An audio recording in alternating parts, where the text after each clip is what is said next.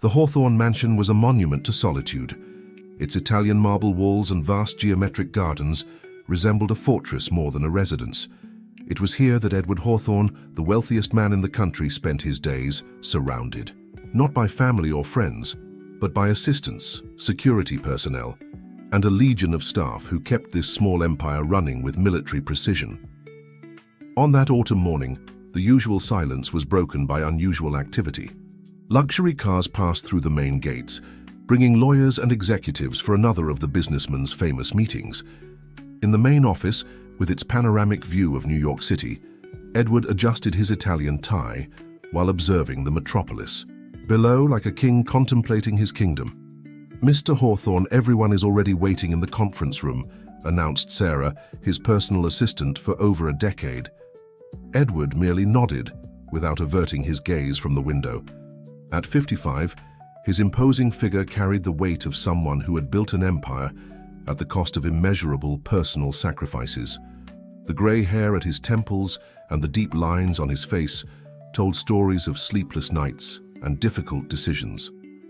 "Sarah, bring the special file," he requested, finally turning to face her. "The one we discussed yesterday." The assistant hesitated for a moment, something rare in her always professional conduct. "Are you sure, sir? The board isn't expecting this kind of presentation." "Precisely why it will be perfect," he replied, with a half-smile, the first Sarah had seen in months. In the conference room, 12 men and women in impeccable suits waited, whispering about the possible reasons for this extraordinary summons. Edward Hawthorne wasn't known for holding meetings without a very specific purpose, and certainly not on a Wednesday, breaking his sacred routine of video conferences. When he entered the room, silence was immediate. His presence always had that effect. Sarah followed him, carrying a red folder that caught everyone's attention. It was unusual to see physical documents in Hawthorne Enterprises meetings, where everything was digital and rigorously controlled. "Ladies and gentlemen," Edward began, his deep voice filling the room, "I've called you all here today to announce a decision that will change the future of our company." He paused, his eyes scanning each face present. "As you know, over the past 5 years, our biomedical research department has made significant advances in the treatment of rare diseases." The executives exchanged glances. The biomedicine sector was the newest and most promising arm of the GE conglomerate, although it still represented a small fraction of profits compared to traditional sectors. "What you don't know," he continued, as Sarah distributed copies of the red folder's contents, "is that we've found something extraordinary, or rather, someone." The photographs circulating around the table showed an 8-year-old girl with curly hair and large eyes smiling shyly at the camera. Along with the photo was an extensive medical report. "This is Lily Thompson," Edward introduced, his voice taking on a different tone as he pronounced the name. "She has a rare genetic condition that our researchers have been studying for years, and I've decided that I will become her legal guardian." The silence that followed was deafening. Richard Vance, the financial director, was the first to speak. "Pardon me, Mr. Hawthorne, but are you telling us that you intend to adopt a child?" "Not exactly adopt, Richard. I've established an agreement with her family. Lily will be my ward, and in exchange, she'll receive the best treatment money can buy. Our laboratories will have exclusive access to study her case, and she'll have access to experimental therapies that may not only save her, but revolutionize the treatment of genetic diseases." The room exploded in polite protests and concerned questions. Edward remained impassive, observing the reactions with the same calculating gaze he used to evaluate corporate acquisitions. "And the press?" questioned Marina Torres, public relations. "Director, how are we going to explain this to the public?" "We're not going to explain anything," Edward responded. "We're going to turn this into the biggest philanthropy story this country has ever seen. A successful businessman dedicating his resources to save a child's life. The press will love it." As the meeting continued, Sarah observed her boss with a mixture of admiration and concern. In 15 years working by his side, she had never seen him make such a personal decision. Something in his eyes had changed when speaking about the girl, a spark she hadn't seen since. "Sarah," Edward's voice brought her back to the present. "Prepare everything. Lily arrives in 3 days. I want the room ready, the medical team hired, and all documents signed by then." "Yes, sir," she responded automatically, but her mind was elsewhere. On the 3rd floor of the mansion, there was a room that had remained locked for 12 years, a room that had belonged to another girl, in another time, when Edward Hawthorne still smiled, frequently. As the executives left, still stunned by the announcement, Edward returned to the window. This time his eyes weren't looking at the city, but at his own reflection in the glass. For a moment Sarah swore she saw a tear form in the corner of his eye, but he blinked, and it disappeared, as quickly as it had appeared. "This time will be different," he murmured to himself, so softly that only Sarah could hear. "This time, I won't fail." The newsroom of Truth Today was buzzing with the typical end-of-day hustle when Helen Carter received a notification on her cell phone. It was a message from her source inside Hawthorne Enterprises, something that instantly made her heart race. At 35, Helen had already built a solid reputation as one of the country's most respected investigative journalists, mainly for her stories about the behind-the-scenes of corporate power. Extraordinary meeting today. Hawthorne made a decision that will shock everyone. Look into Lily Thompson. Helen frowned, intrigued. In 15 years of investigative career, she had learned that the most important decisions rarely came with spotlights. While her colleagues chased after obvious political scandals, she had specialized in uncovering stories hidden between the lines, in details that no one else noticed. "Peter!" she called her assistant, a young recent graduate with a talent for mining information online. "I need you to look up everything about a Lily Thompson. There must be some connection with Edward Hawthorne." As Peter began his research, Helen opened her special folder on the computer. There she kept years of investigation into the Hawthorne family, including a file that few knew existed. Details about the mysterious case of Claire Hawthorne, the businessman's daughter who disappeared from the media 12 years ago. "Helen, you need to see this," Peter called after a few minutes. Lily Thompson, 8 years old, carrier of a rare genetic disease, middle-class family from upstate New York, and while it just came out on business-specialized sites, Edward Hawthorne obtained her legal guardianship. The journalist felt that familiar tingle on the back of her neck, the same she always felt when she was about to discover something big. "Peter, compare the dates. How old would Claire Hawthorne be today? Let me see, she was 8 years old when she vanished from the news. So today she would be 20 years old." Helen leaned back in her chair, her mental gears working at full speed.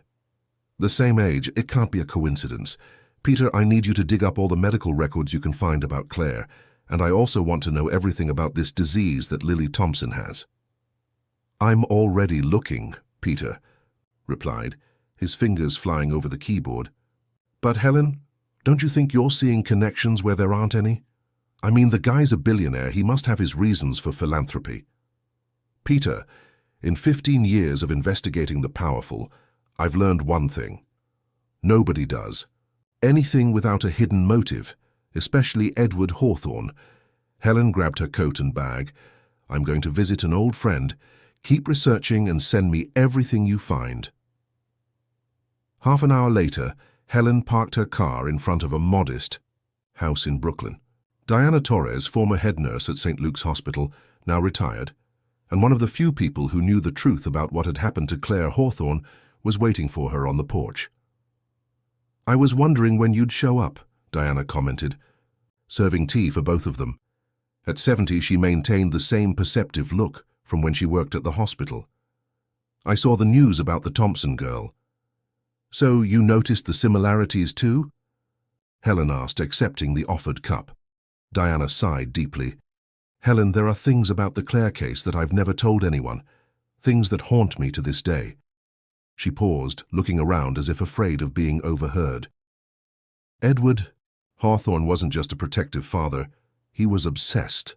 He turned his daughter's room into a private ICU. Every breath, every heartbeat was monitored. He said it was for her own good, that he was developing revolutionary treatments. Helen felt her heart race. "And you think he's planning to do the same with Lily?" "I don't know," Diana replied, her voice trembling slightly. But I know that in the last months I cared for Claire, she didn't seem like the same child anymore. There was something in her eyes, a fear that shouldn't exist in an 8-year-old girl. Diana, I need you to tell me everything, every detail. You remember. The former nurse stood up, going to an old bookshelf. From there she retrieved a yellowed envelope. I've kept this all these years, waiting for the right moment. These are notes I made at the time, things I saw and heard. But Helen, she gripped the journalist's arm with surprising strength. If you're going to investigate this, be careful. Edward Hawthorne isn't just a powerful businessman. He's a man who lost everything once and will do anything not to lose again. As she returned to the newsroom, Helen felt the weight of the envelope in her bag as if she were carrying a ticking time bomb. Her mind was buzzing with possibilities. What really happened to Claire?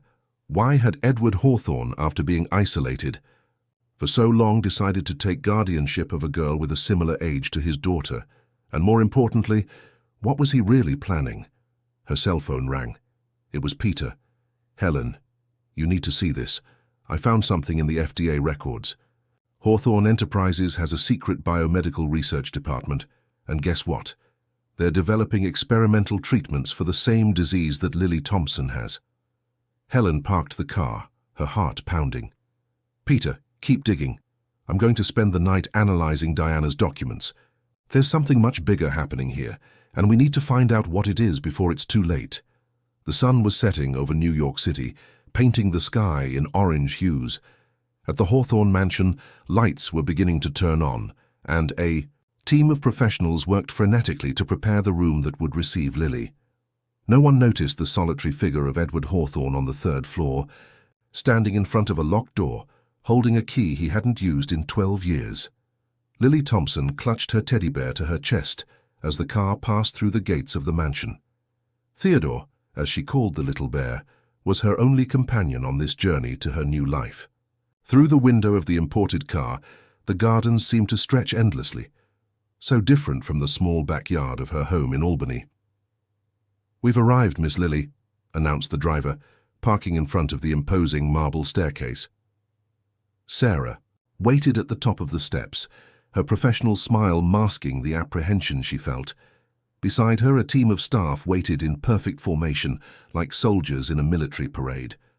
Lily got out of the car hesitantly, her small fingers still clinging to Theodore. "Welcome to your new home, Lily," Sarah approached, extending her hand. "I'm Sarah, and I'll help you adjust. Would you like to see your room?" Lily nodded silently, observing everything with her large brown eyes. The entrance hall was larger than her entire old house, with huge paintings on the walls and a chandelier that seemed made of stars. Her steps echoed on the marble floor as she followed Sarah to the elevator. "Your room is on the 3rd floor," Sarah explained. "Mr. Hawthorne insisted on preparing everything personally for you." The elevator opened directly into a hallway with only 2 doors. One of them was locked, and Lily noticed that Sarah quickly averted her gaze as they passed. The other door opened, revealing a room that seemed straight out of a princess movie, but with a different touch that made Lily furrow her brow. The walls were a delicate pink. There was a huge canopy bed, a dollhouse that looked like a miniature mansion, and shelves full of books and toys. But there were also monitors built into the walls, discreet cameras in the corners, and next to the bed a complete medical station disguised as a vanity. "What are all these things?" asked Lily, pointing to the equipment. "They're to take care of your health, dear," Sarah replied softly. "Dr. Alexander will come later to explain everything. Now, how about we put away your things?" Lily hugged Theodore tighter. "I can keep him, right?" "Of course you can," Sarah smiled, but made a mental note to sterilize the bear as soon as Lily fell asleep. "But we have many new toys, too. Look, this dollhouse was made especially for you." As Lily timidly explored the room, Sarah received constant updates on her tablet. Heart rate, body temperature, oxygen levels, everything had been monitored since the moment Lily entered the property. "Sarah," the childish voice pulled her from her thoughts. "When will I see my mom?" The assistant hesitated for a moment. "Soon, dear. But first we need to take care of your health, remember?" "That was the agreement." Lily nodded, but her eyes filled with tears. Before Sarah could console her, the door opened and Edward Hawthorne entered the room. Lily instantly straightened up, as if feeling the weight of his presence. "Welcome, Lily." His deep voice echoed through the room. "I hope you're enjoying the accommodations." "Thank you, Mr. Hawthorne," she replied, her voice almost a whisper. Edward approached, stopping at a calculated distance. "You can call me Uncle Edward, if you prefer." His eyes scanned the room, checking every detail. "Sarah, have the doctors arrived?" "Yes, sir, they're preparing the laboratory in the basement." "Excellent. Lily, in an hour, Dr. Alexander will come to do your first exams. Meanwhile, Sarah will help you settle in and explain the house rules." Lily squeezed Theodore even tighter. "Rules?" "Yes, dear," Sarah quickly intervened. "They're for your own good. For example, we need to maintain a strict routine of eating and resting, and some areas of the house are restricted for your safety." Edward walked to the window, observing the gardens below. For a moment, his reflection in the glass seemed to superimpose another image, a memory of another time, another girl. He blinked hard, pushing away the memory. "Lily," he called without turning around, "do you know why you're here?" "To get better," she replied, her voice small but firm. "Exactly. And I promise I'll do everything in my power to make that happen." He finally turned, and for a moment his gaze softened. "But you need to trust me. Can you do that?" Lily looked at Theodore as if consulting the bear before answering, "I can try." An almost imperceptible smile appeared on Edward's lips. "Good. Sarah, make sure she's ready for the exams in an hour." With that, he left the room, his footsteps echoing down the hallway. As Sarah began to explain the rules and strict schedules, permitted areas, hygiene protocols, Lily approached the window. Down below, the geometric gardens looked like a green maze. A bird landed on the windowsill, looked at her for a moment and flew away, free. Lily touched her hand to the glass, feeling its coldness. "Sarah," she interrupted, "do the windows open?" The assistant paused her explanation about meal times. "No, dear. It's for your safety." Lily just nodded, her eyes following the bird's flight until it disappeared on the horizon. In her chest, a strange feeling began to grow, something between fear and curiosity. Theodore, her silent confidant, received an even tighter hug. In the hallway, Edward stopped in front of the locked door, his hand lightly touching the doorknob. On the other side, 12 years of memories remained frozen in time. "This time will be different," he murmured to himself. "This time, I'll do everything right." Dr. Alexander Martinez observed the results of Lily's latest tests with a worried expression. In his 15 years of genetic research, he had never encountered such a complex case or such an aggressive treatment protocol.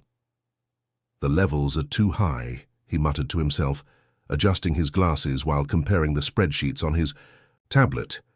The laboratory in the basement of the Hawthorne mansion was a dream for any researcher, equipped with cutting-edge technology that many university hospitals would only see in catalogues. "Dr. Martinez," Sarah's voice startled him. "Mr. Hawthorne wants to know about the treatment's progress."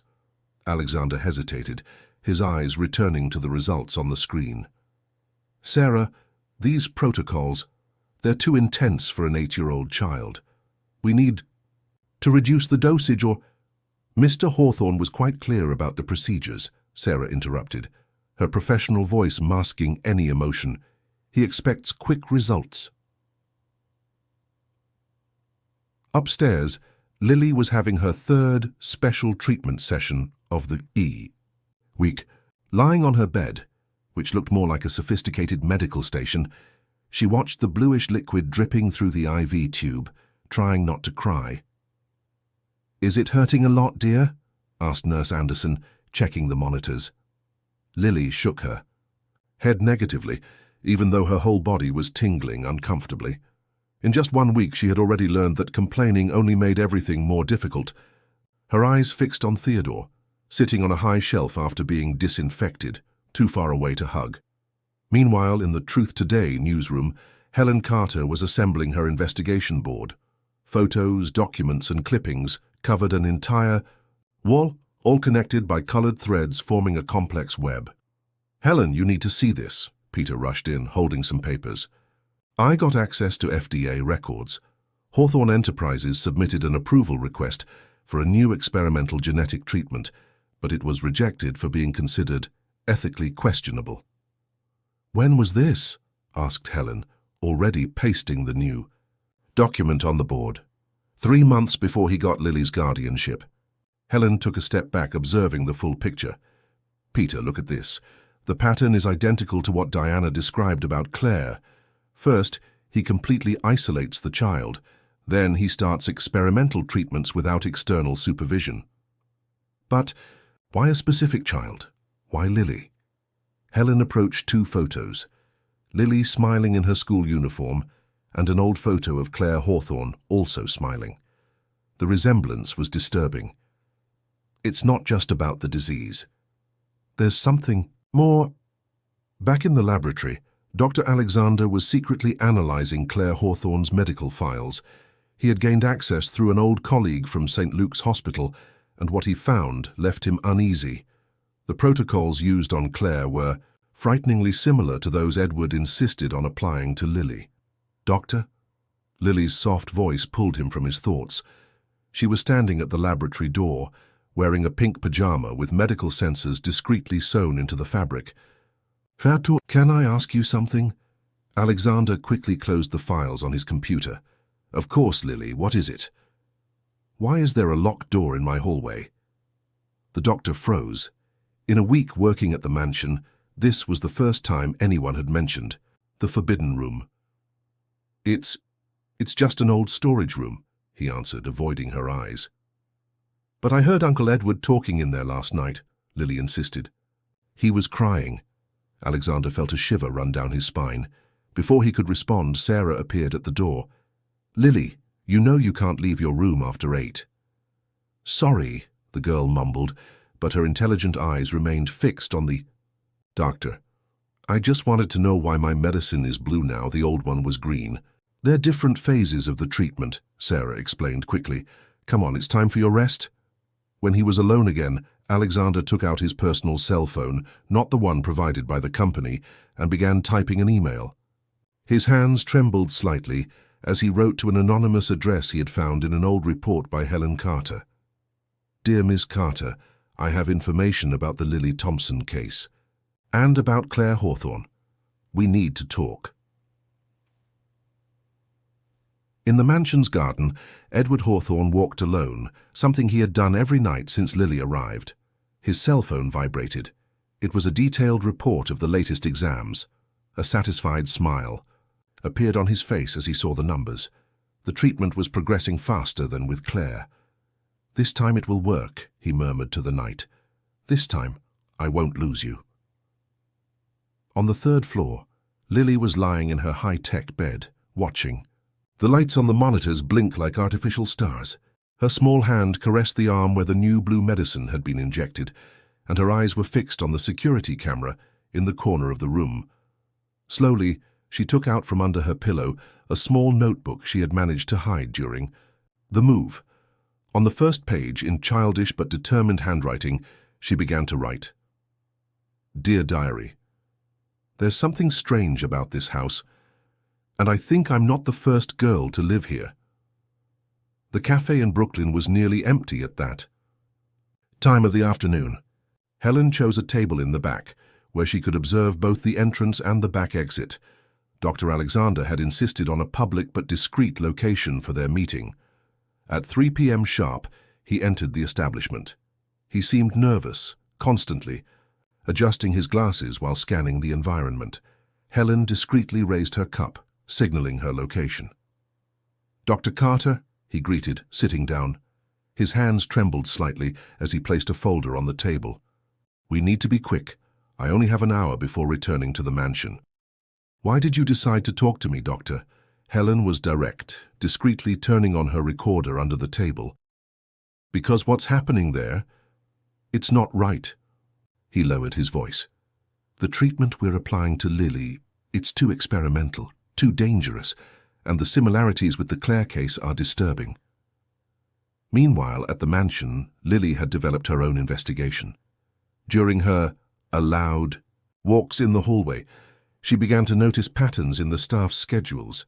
She knew exactly when Sarah had her meetings with the team on the first floor and when the security guards changed shifts. That afternoon, taking advantage of one of these intervals, she ventured further than usual. Her silent steps led her to a room that should have been locked, but someone had forgotten to check the lock. The file room was immense, with metal shelves going from floor to ceiling. Lily knew she didn't have much time, but her eyes quickly found a box different from the others. It was dusty, as if no one had touched it in years, and had a name handwritten on it. Claire, Personal Records. Back at the cafe, Dr. Alexander was showing Helen documents he had secretly copied. "Look at these results," he pointed to a series of graphs. "The treatment is altering not just Lily's disease, but her entire genetic structure. It's as if Hawthorne was trying to rewrite her." "Rewrite her?" Helen frowned. "What do you mean?" "The protocol, it's not just to cure the disease.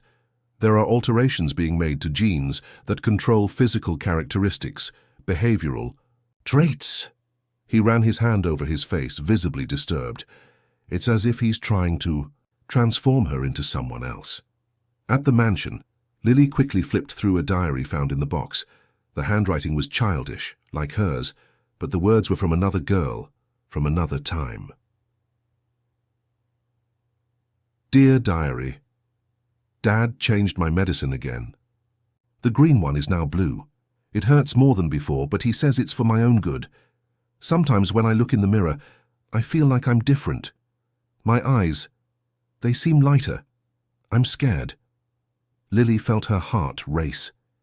Her own eyes, naturally brown, had started to show bluish spots in the last week. Claire's eyes were blue, Dr. Alexander explained to Helen, a very specific blue, which Hawthorne used to say was identical to his late wife's. And now, Lily's exams showed changes in iris pigmentation. "He's trying to transform Lily into Claire," Helen concluded, feeling a chill. "But why? What really happened to Claire?"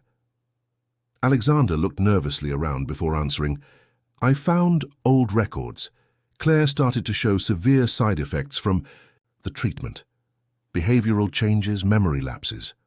Hawthorne was so obsessed with perfecting her that he didn't see the signs that something was very wrong." In the mansion's file room, Lily continued her frantic reading. "Dear Diary, sometimes I forget things. Important things. Yesterday I couldn't remember my mom's name.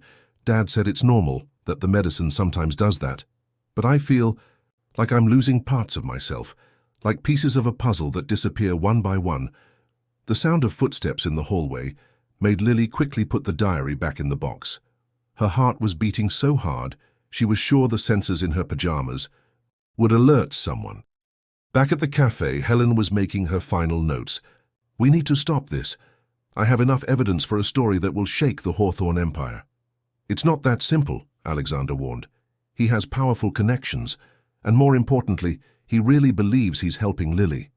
In his distorted mind, he's giving her a chance that Claire didn't have. And what chance is that? To become a genetically modified copy of his daughter." Before Alexander could answer, his cell phone vibrated, a message from Sarah requesting his immediate return to the mansion. "I have to go, but be careful, Doctor. Carter, Hawthorne isn't the only one interested in this experiment. There are powerful people closely watching the results." Meanwhile, Lily was sneaking back to her room, her mind buzzing with her discoveries. As she passed the locked door in the hallway, she stopped for a moment. For the first time, she noticed something delicately engraved in the wood, a small heart with the initials CH. In his office, Edward Hawthorne observed the latest results of Lily's exams with satisfaction. The genetic alterations were progressing better than expected. On his desk, an old photograph showed a girl with intensely blue eyes smiling at the camera. "Soon, my princess," he murmured, his fingers tracing the face in the photograph. "Soon you'll be back." In her room, Lily sat in front of the mirror, carefully observing her eyes. The blue spots seemed larger today. Taking her secret diary, she began to write. "Dear Diary, Today I discovered that I'm not the first, and I think I'm not just myself anymore.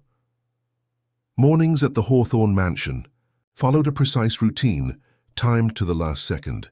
At 7:15 a.m., Lily received her specially prepared breakfast, rich in specific nutrients to optimize the treatment.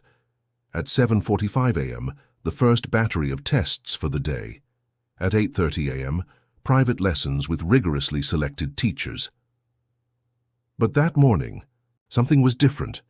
Lily barely touched her oatmeal with supplements. Her eyes, now with even more evident blue patches, were fixed on Dr. Alexander as he checked her vital signs. "Doctor," she whispered, making sure Nurse Anderson was busy. On the other side of the room, "Did you know, Claire?" Alexander nearly dropped his stethoscope. Quickly recovering, he leaned in closer, pretending to check her blood pressure. "Why are you asking about that, Lily?" "Because she also took blue medicine, and her eyes changed too." The doctor felt his heart race. He glanced quickly at the cameras on the ceiling, knowing they recorded image but not sound when he was doing exams, a medical privacy protocol that now seemed providential. "How do you know that?" he asked softly, pretending to adjust the blood pressure cuff. "I found her diary," Lily replied, her voice barely audible. "Doctor, I'm scared. I don't want to forget things like she did." In the Truth Today newsroom, Helen faced her own challenges. Her latest investigative report on major pharmaceutical laboratories had mysteriously been removed from the newspaper's website. "What do you mean, technical issues?" she questioned, confronting her editor. The story was ready, reviewed, and published. "Helen, I received orders from above," explained Robert, her editor for 10 years, looking genuinely embarrassed. "Apparently there were inaccuracies that need to be verified." "Inaccuracies? Or threats of lawsuits?" Helen crossed her arms. "Robert, you know every word. In that story is true. And you also know it's just the tip of the iceberg of what's happening at the Hawthorne mansion." Back at the mansion, Dr. Alexander was making notes on his tablet while observing Lily during her physiotherapy session. Every movement was recorded, every change documented. But his gaze wasn't on the numbers, it was on the small changes that no one else seemed to notice. The way she now tilted her head, identical to the gestures he had seen in old videos of Claire. How her facial expressions had begun to change, becoming more like those of Hawthorne's deceased daughter. "Doctor." "Martinez." Sarah approached silently. "Mr. Hawthorne wants to discuss the latest results, especially regarding the behavioral changes." Alexander nodded, following Sarah to the main office. On the way, he passed the monitoring room, where dozens of screens showed every angle of Lily's life. On one of them, he could see the girl finishing her exercises, her reflection in the mirror showing a face that, with each day, seemed less her own. Edward Hawthorne was standing by the window when they entered, contemplating his perfectly maintained gardens. "The genetic alterations are progressing better than expected," he began, without turning around. "The reports show significant changes, not only in pigmentation, but also in neurological patterns." "Sir?" Alexander took a deep breath, gathering courage. "We need to discuss the side effects. Lily has been showing memory lapses similar to those Claire presented." Edward finally turned, an unsettling smile on his face. "They're not side effects, Doctor. They're signs of progress." That night, after medication time, Lily waited for everyone to leave before taking out her secret diary. "Dear Diary, today I dreamed I was in a different room, the locked room. But in the dream it was my room. And when I looked in the mirror it wasn't me. It was her, Claire. The scariest thing is that, in the dream, this seemed normal." In the basement laboratory, Alexander worked late, comparing blood samples. The alterations in Lily's DNA were fascinating from a scientific point of view, but terrifying in their implications. His cell phone vibrated, a message from Helen. "They're trying to silence the story. We need to act fast. There's someone else involved in this besides Hawthorne." Meanwhile, in his private living room, Edward was watching old videos. On the screen, Claire, at 8 years old, was playing piano. the same age Lily was now. Beside him, a sheet music of the same song Claire was playing in the video awaited on the piano. Lily's lessons would begin next week. Back in her room, Lily sat on her high-tech bed surrounded by monitors and sensors. She picked up Theodore, her teddy bear, and whispered in his ear, "I think I know why Uncle Edward chose me, Theo. It wasn't to cure me. It was to turn me into someone he lost." In the hallway, Dr. Alexander was passing by the locked door when he heard something, a soft sound, like muffled crying. He moved closer and realized it was coming from Lily's room. Looking around to make sure he was alone, he took a small device from his pocket and discreetly placed it under the hallway table. It was a signal inhibitor, capable of creating a blind spot in the cameras for a few minutes every day. A small window of freedom amid constant surveillance. A silent gift for a girl who he had decided would not repeat Claire's fate. In his office, Edward Hawthorne held an old photo of Claire and a recent exam of Lily. His eyes shone with an almost feverish satisfaction as he noted the increasingly evident similarities. "Soon, my princess," he murmured to the photo. "Soon you'll be complete again." The first time Lily didn't recognize her own mother in the photograph was during a seemingly normal morning. She was doing her memory exercises, part of the routine established by Edward Hawthorne, when Sarah showed her some old photos. "You in the park, Lily?" asked Sarah, pointing to a smiling woman hugging Lily. Lily frowned, her eyes, now more blue than brown, fixed on the image. "I don't know. Should I?" Sarah exchanged a worried look with Nurse Anderson, who immediately began making notes on her tablet. The incident was reported to Edward Hawthorne as a significant progress in the treatment. In the laboratory, Dr. Alexander was examining Lily's latest blood samples when he received the report. His hands trembled as he read the details. It was exactly like in Claire's records, the beginning of the memory fragmentation process. "Doctor," Lily's voice surprised him. She was standing at the laboratory door during one of the rare moments she was allowed to move around the house. "Can I tell you a secret?" Alexander quickly glanced at the cameras. They were in the blind spot created by his device. "Of course, Lily. What is it?" "This morning I didn't recognize my mom in a photo," she said, her voice trembling slightly. "But the scariest thing is that I recognized Claire's mom in a dream last night. I've never seen her, but I know it was her." At the Truth Today newsroom, Helen was receiving an unexpected visit. Diana Torres, the former nurse, seemed to have aged 10 years since their last meeting.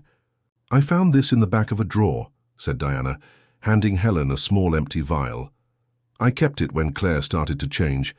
It's from the original medication, before the alterations that Edward started making." Helen examined the vial carefully. On the label, partially erased, was a code she didn't recognize. "What is RX-723? "The original project," Diana replied.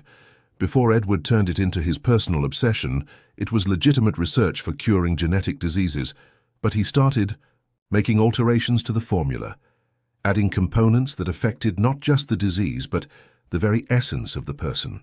Meanwhile, at the mansion, Edward Hawthorne observed Lily through the monitors in his office. She was having her piano lesson, the same song that Claire used to play. Her fingers moved over the keys with a familiarity she shouldn't have. "Impressive, isn't it?" he commented to Sarah. "She's never had piano lessons before, but her hands seem to remember." Sarah suppressed a shiver.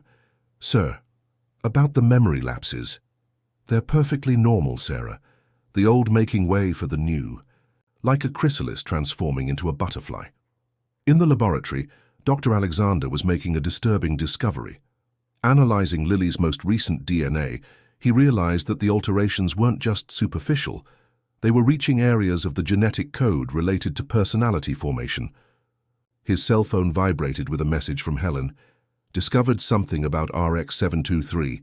It wasn't just from Hawthorne Enterprises. Other companies were involved. Big pharma. This is bigger than we imagined."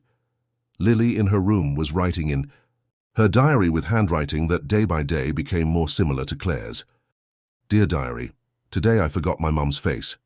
But I perfectly remember Claire's mum's face. I remember her perfume, the sound of her laugh. How can I remember someone I never met? And why are memories of my own mom disappearing? Dr. Alexander, after receiving the results of another test, made a decision. During his next consultation with Lily, while pretending to adjust her medications, he whispered, "Don't take the blue medicine tonight. I'll bring you something different." Lily nodded imperceptibly while playing with Theodore. The teddy bear, her last link to her previous life, now seemed strangely unfamiliar in her arms. In the monitoring room, one of the technicians noticed something strange in Lily's brain patterns during sleep. "Mr. Hawthorne," he called, "the patterns. They're identical to the last records we have of Miss Clare." Edward smiled, satisfied. "Excellent. Increase the dose of component B47 by 15%. It's time to accelerate the process." Helen, in her apartment, was assembling a new investigative board. In the center, the photo of the RX-723 vial. Around it, logos of 5 major international pharmaceutical companies. And, connecting everything, documents suggesting a project much larger than just Edward Hawthorne's personal obsession. "Peter," she called on the phone, "I need you to investigate all the children who participated in tests with RX-723 in the last 15 years. Something tells me Lily and Claire weren't the only ones." In Lily's room, the girl was in front of the mirror, observing her reflection that each day seemed stranger. Her eyes, now almost completely blue, found something familiar in the reflection. A smile that wasn't hers, a look that belonged to someone else. "Doctor," she whispered later, during one of the camera blind spot moments, "sometimes when I dream, I don't know anymore if I'm me or her. And the scariest thing is that part of me doesn't care anymore about knowing the difference." Helen stared at her computer screen in shock. After 3 sleepless nights, cross-referencing data and following seemingly disconnected clues, she had finally found the missing link. The RX-723 project wasn't just an experimental treatment. It was part of something much larger, something that made Lily's case seem like just the tip of a dark iceberg. "Peter," she called, her hands trembling as she printed the documents. "Look at this. In the last 10 years, 5 major international pharmaceutical companies conducted experiments similar to Lily's, all using variations of RX-723. And what happened to those?" "Children?" Peter asked, fearing the answer. "They disappeared.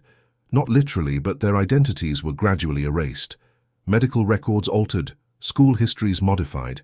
It's as if they had become other people." At the Hawthorne mansion, Dr. Alexander faced his own disturbing discovery.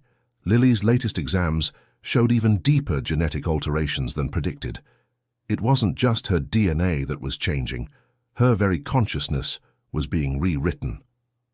"Lily," he called softly during one of the safe moments provided by the signal inhibitor. "I need you to tell me how you're feeling." The girl raised her eyes from the book she was reading, curiously, the same novel that Claire adored. "It's strange, Doctor. Sometimes I wake up and I don't know which memory is mine and which is hers. Yesterday, I perfectly remembered my 8th birthday, but now I realize it was her birthday I was remembering." In the main office, Edward Hawthorne was receiving an important call. "Yes, the results are promising. The protocol is working better than with the other attempts. This time the memory transfer is occurring naturally." Sarah, who was organizing documents near the door, froze upon hearing those words. Other attempts. Memory transfer. Her mind went back to the last few weeks, to the changes she had observed in Lily, not just physical but in her very essence. In the newsroom, Helen continued her frantic investigation. "Peter, look at this. All the pharmaceutical companies involved have something in common. A secret project called Project Phoenix. They're not trying to cure diseases. They're trying to recreate people." "What do you mean, recreate?" RX-723 was originally developed to treat genetic diseases, but someone discovered that, with the right modifications, it could do more. Much more. It could rewrite not just DNA, but also neurological patterns, memories, personality. In the mansion's laboratory, Dr. Alexander was secretly working on an alternative formula. Years of genetic research had prepared him for this moment. If he could develop an inhibitor for RX-723, perhaps he could stop the process before the Lily they knew disappeared completely. Lily, in her room, was writing in her diary with handwriting. That was now identical to Claire's. "Dear Diary, today I played her favorite sonata on the piano. My hands knew exactly what to do, as if they had done it thousands of times before. The strangest thing is that I don't feel scared anymore. It's as if a part of me knew this was inevitable, as if I were just coming home." Helen was receiving more alarming information from her sources. Project Phoenix had ramifications in several countries. Children with rare diseases were selected not just for their medical conditions, but for their similarities to other children, children who had departed prematurely from rich and powerful families. "My God," she murmured, connecting the dots. "It's not just Hawthorne. There are other parents, other families, all trying to bring their children back through other children." Dr. Alexander, after another battery of tests, noticed something worrying in Lily's results. The process was accelerating exponentially. If he didn't act soon, in a matter of days, there would be no turning back. "Lily," he called during a safe moment, "I need you to trust me. What's happening to you? It's not a treatment. It's a transformation, and we need to stop it before I become completely her," Lily completed, her voice carrying a disturbing maturity. "Sometimes, Doctor, when I sleep, I dream of her memories. They're not like normal dreams, they're too real. And every time I wake up, a little more of me goes away, and a little more of her takes my place." In the third-floor hallway, Sarah stopped, in front of the locked door, Claire's old room. For the first time in 12 years, she questioned everything she had witnessed. Her hand touched the doorknob, hesitant. "Sarah?" Edward Hawthorne's voice startled her. "Any problem?" "No, sir," she responded automatically. "Just checking security." Edward smiled, that smile that now sent chills down Sarah's spine. "Excellent. Soon that room will have its occupant back, and this time it will be permanent." In the basement laboratory, Dr. Alexander was finalizing his alternative formula when he received an urgent message from Helen. "Discovered everything. Project Phoenix, the other children, everything. But they know we need to act now. Lily isn't the only one in danger." The sun had not yet risen when Helen parked her car 2 blocks from the Hawthorne mansion. On her laptop, dozens of Project Phoenix documents were ready to be published with a single command. Her complete report, revealing the entire truth about RX-723 and the affected children, was scheduled to go live on all major news portals simultaneously. "Everything. Ready?" she asked through her encrypted cell phone. "Yes," replied Dr. Alexander, his voice tense as he prepared the last doses of the inhibitor in the laboratory. "But we need to be quick. Lily's latest exams. The transformation is almost complete." On the 3rd floor of the mansion, Lily watched the sunrise through her sealed window. Her eyes, now a crystalline blue identical to Claire's, reflected the golden light of dawn.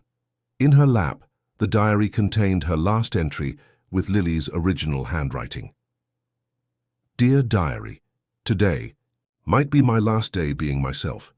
Sometimes when I close my eyes, I see her entire life. The birthdays, the garden walks, the piano lessons. It's like watching a movie where I am and am not the protagonist at the same time. But there's still a tiny piece of me that resists, that remembers my real mother, my real home. And it's for that little piece that I need to fight." Sarah walked through the silent corridors of the mansion, her mind a whirlwind of doubts and revelations. In the last few weeks, she had discovered more about Project Phoenix than she would have liked. It wasn't just Edward Hawthorne. There were others, powerful people, all trying to recover what they had lost through forbidden experiments. On her tablet, the latest reports showed something alarming. Lily's brain patterns were almost synchronized with Claire's last known records. The process was very close to becoming irreversible. In the laboratory, Dr. Alexander finalized the preparations. The inhibitor he had developed was risky. It could interrupt the transformation process, but there was also the risk of unpredictable consequences. On his desk, an old photo showed him and his original RX-723 project team before Edward Hawthorne, transformed it into something monstrous. "Doctor," Lily's soft voice surprised him. She was standing at the laboratory door during one of the safe intervals created by the signal inhibitor. "I heard you talking about the plan." Alexander felt his heart tighten. The girl before him was a disturbing mixture of Lily and Claire, the gestures of one, the expressions of the other, like an unfinished painting where two portraits overlapped. "Lily, I promise we'll—" "Don't promise," she interrupted, her voice carrying a maturity beyond her years. "Just tell me one thing. If it works, who will I be afterwards, Lily or Claire?" Before he could answer, an alert sounded on his computer. The latest exams showed an unexpected acceleration in the process. Edward Hawthorne had increased the doses during the night without consulting the medical team. In the main office, Edward observed the monitors with satisfaction. The genetic alterations were progressing, better than expected. On his desk, an old photograph of Claire smiled at him, next to a recent photo of Lily, the images now almost identical. Helen, outside the mansion, received urgent messages from her sources. Other children from Project Phoenix were showing serious complications.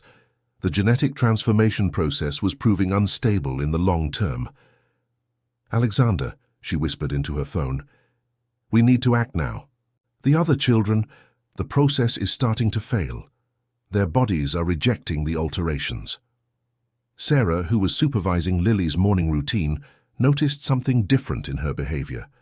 The girl sat at the piano and began to play. Not the music Claire used to play, but a simple melody that her own mother had taught her. It was as if a small part of the real Lily was fighting not to disappear. Dr. Alexander prepared the syringe with the inhibitor, his hands trembling slightly. Helen positioned her finger over the button that would publish the whole truth. Sarah, in the third-floor hallway, held the key to the locked room, ready to reveal Claire's last secrets. And Lily, sitting on her high-tech bed, hugged Theodore tightly, whispering in his ear, "No matter what happens, Theo, don't let me forget who I really am." The sun finally rose completely over New York City, its golden rays illuminating the Hawthorne mansion. It was time. The plan was in motion, and there was no turning back. In the next few hours, secrets would be revealed, lives would be transformed, and the truth about Project Phoenix would finally come to light. Edward Hawthorne, oblivious to what was about to happen, admired the sunrise from his office, whispering to himself, "Today, my princess, today you finally come home." But he didn't notice the small detail that would change everything. In the window's reflection, Lily's eyes, though blue like Claire's, shone with a determination of their own, the last spark of her true identity, refusing to disappear. The plan went into action precisely at 7:45 a.m., when the Hawthorne Mansion's routine was in full swing. Helen pressed the button, and her complete report on Project Phoenix began spreading across all major news portals in the country. Simultaneously, Dr. Alexander prepared to administer the inhibitor to Lily, while Sarah headed to the locked room with the key she had kept for 12 years. Edward Hawthorne was in his office, reviewing the latest treatment reports, when his phone began ringing incessantly. On his computer, screen-explosive headlines started appearing. "Project Phoenix, the truth behind genetic experiments on children." "Sarah," he called furiously into his intercom. "What's going on?" But Sarah didn't answer. She was busy opening the door that had remained closed for so long. Claire's room was a time capsule, everything exactly as it had been left 12 years ago. On the vanity, an open diary revealed the last entry of the real Claire. "Dear Diary, Dad says the treatment will make me stronger, more perfect. But I don't want to be perfect, I just want to be myself. Sometimes, when he's not looking, I stop taking the medicine. I think he noticed. He said he's starting a new treatment tomorrow. In the laboratory, Dr. Alexander prepared Lily to receive the inhibitor. This might be uncomfortable," he explained gently, "but it's our only chance to reverse the process." Lily, sitting on the medical gurney, held Theodore tightly. "Doctor," she whispered, "what if it doesn't work? What if I don't know who I am anymore?" "Lily, listen." He held her small hands. Your identity isn't just in your DNA or your memories. It's in your heart, in your essence, and no one can change that. On the third floor, Edward Hawthorne discovered Claire's room open. Sarah was there, holding the diary. "You knew," she said, her voice trembling. "You knew Claire had stopped taking the medicine. That's why you increased the dose that last night." "I was trying to save her," Edward exploded. "She was sick. She needed the treatment."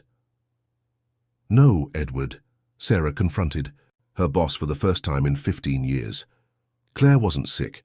You were obsessed with making her perfect. And now you're doing the same thing to Lily." In the laboratory, the inhibitor began to take effect. Lily felt as if her entire body was on fire as the genetic alterations fought against the new substance. In her mind, her memories and Claire's mixed in a confusing whirlwind. Helen, who had managed to enter the mansion with Sarah's help, arrived at the laboratory at the crucial moment. "Alexander, the other cases. The children are recovering. The inhibitor is working." Edward Hawthorne stormed into the laboratory. "Stop immediately. You'll ruin everything." But something made him freeze at the door. Lily was standing, her eyes, now a unique mixture of brown and blue, fixed on him. "Uncle Edward," her voice was firm, "I know why you did this. I know you miss her, but I'm not Claire." "You can be," he advanced. "The treatment is almost complete. A few more weeks." And I'll cease to exist?" Lily asked softly. "Like Claire ceased to exist when you tried to make her perfect." Edward staggered as if he'd been struck. "What are you talking about?" Sarah approached, still holding Claire's diary. "She stopped taking the medicine, Edward. Not because she was rebellious, but because she was losing herself. And you, instead of listening to her, did. I just wanted the best for her." He shouted, tears streaming down his face. "I wanted to protect her, make her stronger." "But she didn't need to be stronger," Lily said, cautiously approaching him. "She just needed to be herself, like I need to be myself." The inhibitor continued its work, and slowly Lily felt her true essence emerging from the layers of genetic alterations. Her memories, genuinely hers, began to strengthen, while Claire's implanted memories gently dissipated. Edward Hawthorne fell to his knees, finally confronting the truth he had denied for so long. "I lost her," he sobbed. "I lost my girl trying to make her perfect." Helen, who was recording everything, realized she wasn't just witnessing the end of an unethical scientific experiment. She was witnessing the moment a father finally accepted the grief he had denied for 12 years. "Mr. Hawthorne," Lily approached, still holding Theodore. "Claire didn't want to be perfect. She wanted to be loved. And now I understand I don't need to be her to deserve love either." In the weeks that followed, the world learned the whole truth about Project Phoenix. The pharmaceutical companies involved faced legal consequences, and the affected children received proper treatment with the inhibitor. Lily returned to her family, her eyes slowly returning to their original brown. Some of Claire's memories remained like old photographs in an album that wasn't hers, but her essence, her true essence, prevailed. Edward Hawthorne, after a long time, finally opened Claire's room to the sun and air, transforming it into a memorial not to the perfection he sought, but to the real daughter he had lost. Dr. Alexander continued his work, now dedicated to using RX-723 for its original purpose, to cure, not transform. And in Lily's room in her home in Albany, Theodore occupied a special place on the shelf, no longer as the sole connection to her identity, but as a silent witness to a journey that proved that a person's true essence is not in their DNA, but in their heart. In her new diary, Lily wrote her final reflection on the entire experience. Dear Diary, today I understood that we don't need to be perfect to be loved. We don't need to be someone else to have value. Claire taught me that, even without meaning to. And now, simply being myself, I finally feel complete.